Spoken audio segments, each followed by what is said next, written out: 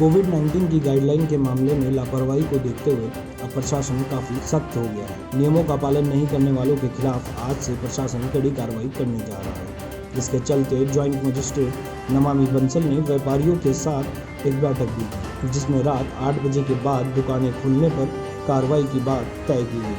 आपको बता दें कि कई राज्यों में कोरोना की दूसरी लहर और क्षेत्र में बढ़ते मामलों को लेकर प्रशासन ने तय किया है कि रात 8 बजे के बाद शहर में कहीं भी दुकानें नहीं खुलेंगी। सभी दुकानदार मास्क लगाएंगे, साथ ही ग्राहकों से भी मास्क लगाने की अपील करेंगे। वहीं व्यापारियों के साथ बैठक कर ज्वाइंट मजिस्ट्रेट नमामि बंसल ने आज निर्देश दिए कि अगर कोई नियमों का पालन नहीं करेगा तो उस पर कार्रवाई की जाएगी। वहीं लोगों को जागरूक करने के लिए जगह जगह पोस्टर भी लगाए जाएंगे। देखिए, कंडीशंस लेट डाउन है कि मास्क का उपयोग होना है, सोशल डिस्टेंसिंग का पालन होना है और साथ ही साथ जो समय अवधि निर्धारित है कि 8 बजे तक मार्केट्स क्लोज हो जाने हैं, तो उसी सब के क्रम में अब व्यापारियों से समन्वय स्थापित करने हेतु ये बैठक बुलाई गई है कि कोविड के दृष्टिगत अब जैसे स्थिति गंभीर होती जा रही है तो सभी अपने स्तर से सावधानी बरतें और अनुपालन न होने की स्थिति में चालानी और दंडात्मक कार्रवाई की जाएगी। स्वास्थ्य विभाग बाजारों में टीम बनाकर सैंपलिंग करेगा ताकि कोरोना जैसी खतरनाक बीमारी से बचा जा सके। बीते दिनों रुद्रपुर में हुए मुख्यमंत्री त्रिवेंद्र सिंह रावत के कार्यक्रम में विरोध प्रदर्शन कर रहे कांग्रेस के प्रदेश सचिव व रुद्रपुर से मेयर प्रत्याशी रहे नंदलाल की पुलिस द्वारा पिटाई के मामले में कांग्रेसी नेता अब सड़क पर उतर आए हैं। कांग्रेस से जुड़े तमाम कार्यकर्ताओं ने आज रुद्रपुर के डीडी चौक पर पुलिस प्रशासन का पुतला फूंकते हुए आरोपी पुलिसकर्मियों को बर्खास्त करने की मांग की है। आपको बता दें कि बीते शनिवार को सूबे के मुख्यमंत्री त्रिवेंद्र सिंह रावत 1 दिवसीय दौरे पर रुद्रपुर पहुंचे थे। इस दौरान कांग्रेस ने रुद्रपुर पहुंच रहे मुख्यमंत्री के विरोध का ऐलान किया था। इसी के मद्देनजर जिला मुख्यालय रुद्रपुर में कांग्रेस प्रदेश सचिव और मेयर प्रत्याशी रहे नंदलाल ने लोकतांत्रिक ढंग से पुलिस के खुफिया विभाग और पुलिस टीम की आंखों में धूल झोंक कर मुख्यमंत्री के काफिले के सामने काले गुब्बारे उड़ाते हुए मुख्यमंत्री वापस जाओ के नारे लगाकर जोरदार प्रदर्शन किया था। फिर क्या था, नाराज पुलिसकर्मी ने नंदलाल पर लाठीचार्ज कर दिया। इस घटना की पूरी वीडियो सोशल मीडिया पर तेजी से वायरल हुई और जिला मुख्यालय के साथ प्रदेश भर में इस घटना की कांग्रेसियों द्वारा निंदा की जा रही है। विरोध कर रहे कांग्रेस कार्यकर्ताओं की मांग है कि उन पुलिसकर्मियों को बर्खास्त किया जाए। और जब मुख्यमंत्री आता है हम लोग विरोध करते हैं यहाँ पे, और हमारे नंदलाल जी जो हमारे मेयर के प्रत्याशी रहे हैं उन्होंने विरोध किया तो उनको डंडों से जो है मारा गया। तो ये लोकतंत्र की हत्या हो रही है। इस तरीके से इस प्रदेश में देवभूमि इस प्रदेश को कहा जाता है, आदमी को अपने कहने का अधिकार है, लेकिन जिस तरीके से प्रशासन का और मुख्यमंत्री का रवैया रहा है, मैं कहना चाहता हूँ कि सरकारें आती रहेंगी जाती रहेंगी, उन अधिकारियों को देख लिया जाएगा। और आज हम कहना चाहते हैं कि अगर उन अधिकारियों के खिलाफ कार्रवाई नहीं हुई तो कांग्रेस पार्टी खूब आगे तक जाएगी और पीछे नहीं हटेगी। रुड़की में बेखौफ भूमाफिया अब नदियों को भी अपने कब्जे में लेने से बाज नहीं आ रहे हैं। नदी के किनारे की जमीनों को ऊंचे दामों पर प्लॉटिंग कर बेचा जा रहा है। साथ ही नदी की ही रेत बजरी को अवैध रूप से उठवाकर पास की भूमि का भराव किया जा रहा है। आपको बता दें कि हाईकोर्ट के आदेश हैं कि नदियों से कम 200 मीटर की दूरी पर ही कोई निर्माण कार्य किया जा सकता है, पर भूमाफिया बिल्कुल नदी के किनारे ही कॉलोनी काट कर अनजान लोगों को प्लॉट बेच रहे हैं, जिससे भोले भाले लोगों की भी जिंदगी दांव पर लगी है। आपको बता दें कि कुछ दिनों पहले भारी बारिश के कारण जब रतमो नदी पूरे उफान पर आई थी तो नदी से काफी दूर तक बनी कॉलोनियां नदी के पानी में डूब गई थी। इस मामले में जब मीडिया ने प्रशासनिक अधिकारियों से पूछा तो उन्होंने कहा मामला संज्ञान में आया है, जिसकी जांच जल्द की जाएगी और जल्द ही कार्रवाई भी की जाएगी। ऐसा काम हुआ है उस पर हम अपने स्टाफ के थ्रू उसकी पैमाइश कराएंगे और हमें अगर पाया जाता है कि वहाँ पे गलत तरीके से कॉलोनी काटी गई है तो उस काम को रुकवाया जाएगा और जो भी दोषी हैं उन्हें जो भी सजा है वो दिलाया जाएगा। अब ऐसे में सवाल उठता है कि अगर ऐसे ही प्रशासन से बेखौफ भूमाफिया नदी किनारे कब्जे करते रहेंगे तो नदियों का अस्तित्व भविष्य में खतरे में आ जाएगा।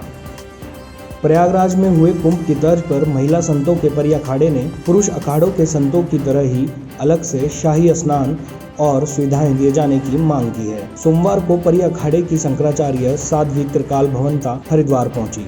उन्होंने मेला नियंत्रण भवन पहुंचकर अधिकारियों से वार्ता की। शंकराचार्य साध्वी त्रिकाल भवनता के अनुसार महिला सशक्तिकरण के दौर है, ऐसे में पुरुषों की तरह ही महिलाओं के एकमात्र अखाड़े को भी सुविधाएं और अलग से शाही स्नान करने का समय दिया जाए। हम आपको बता दें कि खासे हंगामे के बाद बीते प्रयागराज कुंभ में परी अखाड़े को शाही स्नान का समय और सुविधाएं दी गई थी, जिसके बाद हरिद्वार में आगामी कुंभ मेले के पहले महिला संतों के इस अखाड़े ने मांग उठाई है। पुरुष शंकराचार्य को जो भी सुविधाएं ये देते हैं वो महिला शंकराचार्य को भी दे, और जो 13 अखाड़े पुरुष के हैं जिनको ये सारी सुविधाएं देते हैं और शाही स्नान के लिए जगह भी देते हैं, उस तरह से हमारे महिला अखाड़े को, जिसका नाम है श्री सर्वेश्वर महादेव वैकुंठ धाम मुक्ति द्वार अखाड़ा परी, उस अखाड़े को भी सारी सुविधाएं और स्नान के लिए स्थान दें। जो भी एक व्यवस्था कुंभ की है मेलाधिकारी की तरफ से, शासन प्रशासन की तरफ से अखाड़ों के लिए, अखाड़ों के संतों के लिए उसी तरह की व्यवस्थाएं और उससे अच्छी व्यवस्था महिला संतों के लिए, महिला अखाड़े के लिए करें, ऐसी हमारी मांग है। इस मांग को लेकर के हमने मेलाधिकारी और अपर मेलाधिकारी से मिले। फिलहाल मेला प्रशासन परी अखाड़े के मामले में कुछ भी कहने से बचता हुआ नजर आ रहा है। महिला संत आई हैं, उनके द्वारा जो है जो पहला अर्धकुंभ हुआ है इलाहाबाद में, उनको कुछ सुविधाएं प्राप्त हुई थी। इसी तरह जो हमारा अर्धकुंभ 2016 में हुआ था, यहाँ भी सुविधाएं प्राप्त हुई थी। तो उन्होंने उसका एक आवेदन पत्र दिया है जो रजिस्टर्ड कर लिया गया है और समय आने पर उस पर विचार किया जाएगा। अभी मैं उस पर टिप्पणी नहीं कर सकता हूँ क्योंकि उनके द्वारा जो बातें कही गई हैं उस पर मंथन करना अभी बाकी है, और चूँकि एक केवल इस स्तर पर निर्णय अब उसमें नहीं लिया जा सकता है। पौड़ी के मुख्य चिकित्सा अधिकारी पद ग्रहण करने के बाद पहली बार मीडिया से रूबरू हुए। मुख्य चिकित्सा अधिकारी डॉक्टर मनोज शर्मा ने बताया कि पहाड़ों में आकस्मिक सेवाओं पर सुधार लाना उनकी प्राथमिकता रहेगी। उन्होंने कहा कि पौड़ी पहाड़ी जिला है और पहाड़ों में स्वास्थ्य सेवाओं पर सुधार करना बहुत आवश्यक है, जिसको देखते हुए जनपद के सभी अस्पतालों का सर्वे व आकस्मिक सेवाओं को मजबूत किया जाएगा। उन्होंने बताया कि पीएचसी, सीएचसी व जिला चिकित्सालय में सर्वे करवाया जाएगा। सर्वे के बाद जो कमियां सामने आती हैं उन्हें जल्द से जल्द पूरा किया जाएगा। फिर मेरा क्या है कि मैं प्लान कर रहा हूँ कि जो हमारी इमरजेंसी सर्विसेज हैं वो सभी जगह मतलब गवर्नमेंट सेटअप में उस हिसाब से नहीं होती हैं, तो उनको इम्प्रूव करना, उसके लिए जो है हमारे यहाँ एक सौभाग्य से डॉक्टर साहब ने इमरजेंसी मेडिसिन में श्रीनगर कंबाइंड हॉस्पिटल में ज्वाइन किया, तो उनकी मैं सेवाएं इसके लिए लूँगा। उनसे सर्वे कराऊंगा जगह जगह पे कि कहाँ पे क्या क्या सुधार किया जा सकता है, उसके हिसाब से फिर सुधार। वहीं सर्द मौसम को देखते हुए कोविड केयर सेंटर्स में हीटर और कंबल की व्यवस्था करवा दी गई है। जिला चिकित्सालय पौड़ी में तैनात डॉक्टर विनोद का एक वीडियो सोशल मीडिया पर वायरल हो रहा है। पहले तो आप कीजिए, आप यहाँ बैठे हो, आपकी ड्यूटी जब आप पी रखी है तो आपको बैठना नहीं चाहिए था यहाँ। हम बैठ के आप कह रहे हो कि बस बैठो बैठो बैठो, यहाँ बैठने के लिए थोड़ी आ रखे हैं यहाँ। इस वीडियो में डॉक्टर विनोद को नशे की हालत में देखा जा सकता है। जिला चिकित्सालय पौड़ी में इमरजेंसी में अपने बच्चे का उपचार करने पहुंचे परिवारजनों के आग्रह के बाद भी बच्चे का इलाज ठीक से नहीं किया जा रहा था। परिवारीजन की ओर से ये वीडियो बनाकर सोशल मीडिया पर वायरल कर दिया गया है। वहीं जब हमारी ओर से इस वीडियो को सीएमएस को दिखाया गया तो उन्होंने बताया कि इस वीडियो का संज्ञान लेते हुए डॉक्टर विनोद से स्पष्टीकरण मांगा गया है। साथ ही उन्होंने बताया कि जल्द ही उन्हें संतोषजनक स्पष्टीकरण अगर नहीं मिलता है तो उनके विरुद्ध कार्यवाही की जाएगी। हाँ, जो है हमारे जो उस दिन हमें हमारी जानकारी में आया कि उस दिन उनको जो है कोई वो उन्होंने कुछ नशा किया था और वो जो है उस स्थिति में नहीं थे, लेकिन और जो है हमने जो है उसकी इंक्वायरी करवा दी और हमने जो है उसी के आधार पर जो है जो भी होगा उस पर जो कार्रवाई की जाएगी। पौड़ी में जिला पंचायत के घोटालों का पर्दाफाश करने वाले आरटीआई एक्टिविस्ट करण रावत ने रविवार को सिविल लाइन के पास बन रही जिला पंचायत की अवैध इमारत का काम रुकवा दिया। दरअसल इस इमारत का काम कई हिस्सों में बांटकर टेंडर निकालकर भ्रष्टाचार करने का आरोप है, जिसके पुख्ता सबूत आरटीआई एक्टिविस्ट द्वारा हासिल कर लिए गए हैं। इमारत का निर्माण भी परोक्ष रूप से जिला पंचायत का ही एक कर्मचारी ठेकेदार के रूप में कर रहा है। आरटीआई एक्टिविस्ट करण रावत द्वारा इसकी शिकायत पूर्व में ही पौड़ी के अपर जिलाधिकारी को कर दी गई थी कि जिला पंचायत भवन का निर्माण बिना नक्शा पास कराए किया जा रहा है, जिसके बाद अपर जिलाधिकारी पौड़ी ने भवन के निर्माण पर रोक लगा दी, लेकिन बावजूद इसके चोरी छिपे इस भवन का निर्माण किया जा रहा था। ऐसे में करण रावत ने मौके पर पहुंचकर मीडिया व पुलिस के सहयोग से निर्माणाधीन भवन का काम रुकवा दिया। एडीएम जी के द्वारा इस कार्य पे रोक लगा दी गई है, लेकिन उसके बाद से भी यहाँ पे लगातार काम हो रहा है। और ये आप सारे वो देख सकते हैं कि सारे मजदूर जा रहे हैं। हमारे पास सारे उनके वीडियो एविडेंस है कि ये यहाँ पे अभी भी मतलब सरकारी आदेशों की अवहेलना कर रहे हैं। यहाँ पे बिना किसी डर के काम कर रहे हैं। पूरी रात भर यहाँ पे काम हो रहा है। मेरे द्वारा मतलब थाने में फ़ोन किया गया, उनको बताया गया कि इस तरीके का प्रकरण यहाँ पे चल रहा है और तुरंत थाने वालों ने अपने सिपाही यहाँ पे भेजे और उनके द्वारा ये काम अभी पूर्ण रूप से बंद करवाएंगे। लक्सर देहरादून रेल मार्ग पर बन रहे पुलों के चलते आज दोपहर 1:30 बजे तक लक्सर हरिद्वार रेल मार्ग बाधित रहा, जिसके चलते कई ट्रेनें प्रभावित हुई। आगामी 27 नवंबर को भी हरिद्वार देहरादून रेलवे ट्रैक पर मोतीचूर रेलवे स्टेशन के पास रेलवे ट्रैक पर बन रहे ओवरब्रिज का गाटर रखा जाना है, जिसके चलते 1:45 बजे तक रेल मार्ग बाधित रहेगा, जिससे रेल यात्रियों को खासी दिक्कत का सामना करना पड़ेगा। हमारे यहाँ कई एफओबी बन रही है। हरिद्वार में बन रही है एफओबी, कोटावर ब्रिज जौलापुर में बन रही है, मोतीचूर में बन रही है, जिसके कारण वो दोनों ट्रेन बाधित हो रही है। ये एक तो आपका आज भी है और एक 27 में है। रेल मार्ग के बाधित होने के चलते जहां देहरादून टू दिल्ली जनशताब्दी एक्सप्रेस रद्द हुई, वहीं देहरादून काठगोदाम एक्सप्रेस भी रद्द करनी पड़ी। यही स्थिति 27 नवंबर को भी रहेगी। उधर प्रयागराज एक्सप्रेस को केवल लक्सर रेलवे स्टेशन तक ही चलाया जाएगा।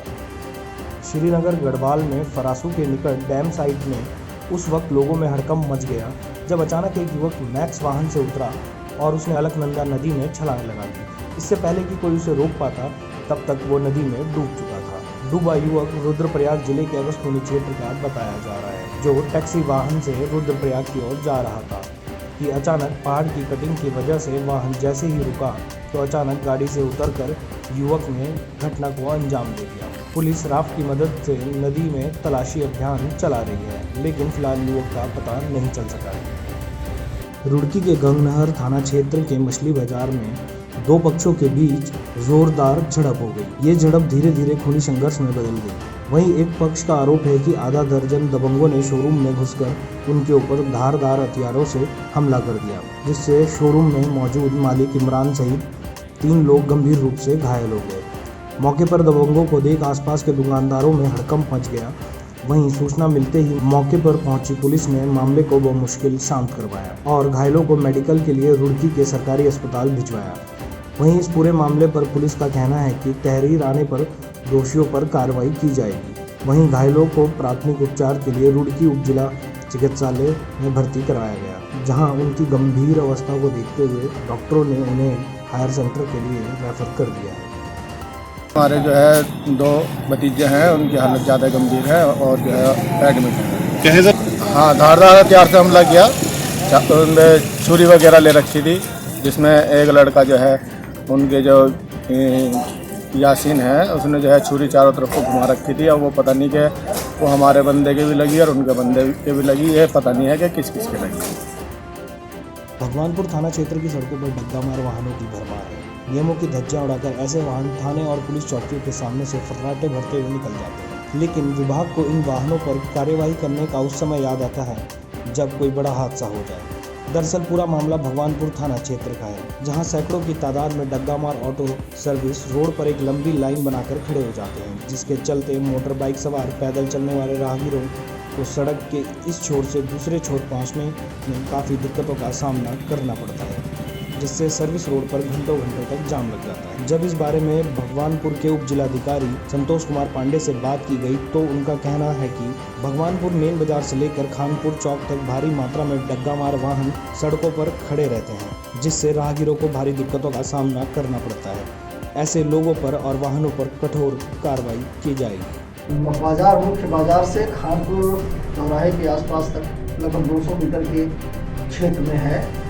वहाँ पर ऑटो, टेम्पो और ठेलियाँ लगा देने की वजह से आधी से ज़्यादा सड़क घिर जाती है, जिसमें भारी ट्रैफिक आता है और जाम की बड़ी विकट समस्या होती है। लगभग रोज अधोहस्ताक्षरी द्वारा इसे हटवाया जाता है, लेकिन आज इस पर कार्रवाई भी की गई है और इन सबको पुलिस को भी निर्देशित किया गया है, पुनः और अंतिम बार निर्देशित किया गया है कि इसका संज्ञान लेते हुए इस पर कोई कठोर कार्रवाई और ठोस कार्रवाई करना सुनिश्चित करेंगे।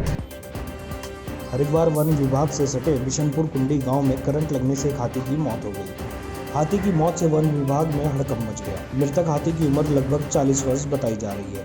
आनन फानन में वन विभाग के अधिकारी मौके पर पहुंचे और हाथी के शव को कब्जे में लेकर घटनास्थल पर ही पोस्टमार्टम किया। डीएफओ हरिद्वार नीरज कुमार ने बताया कि इस स्थान पर अक्सर हाथी जंगल से निकलकर फसलें आदि खाने आते रहते हैं। ये हाथियों का पसंदीदा स्थान है। बीती रात भी हाथियों का झुंड यहाँ मौजूद था। ऐसा प्रतीत होता है कि इसी झुंड में से एक हाथी ट्रांसफार्मर की चपेट में आ गया और करंट लगने से उसकी मौत हो गई। पोस्टमार्टम की रिपोर्ट आने के बाद ही मौत की असली वजह साफ हो पाएगी। और यहाँ पर हाथियों का हमेशा मूवमेंट बना रहता है, तो ये हमेशा से हाथियों के प्रियवास स्थल रहे हैं। तो नॉर्मल यहाँ पर हाथियों का होना एक बहुत ही एक सामान्य घटना है। एक हाथी दुर्भाग्य से नर हाथी है, दुर्भाग्य से ये जो है यहाँ पे एक ट्रांसफार्मर लगा है विद्युत का, इसकी जो है चपेट में आ गया शायद, संभव था, क्योंकि अभी ये पोस्टमार्टम चल रहा है। इसके बाद ही पूरा स्थिति स्पष्ट हो पाएगी, क्योंकि बाहर से इसका शरीर पूरी तरह से सुरक्षित है।